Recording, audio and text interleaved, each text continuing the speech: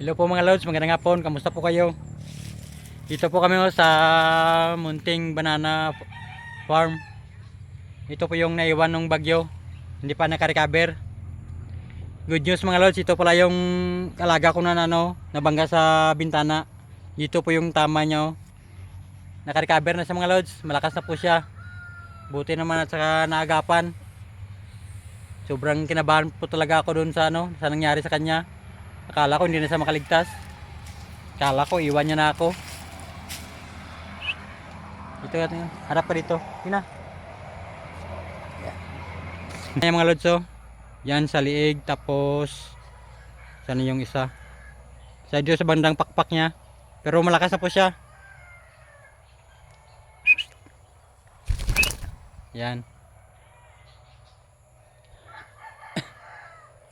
Iuwi na tayo.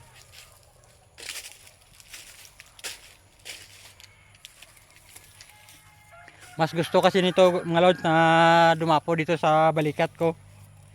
Pag makadapos sa balikat ko halos hindi na siya alis.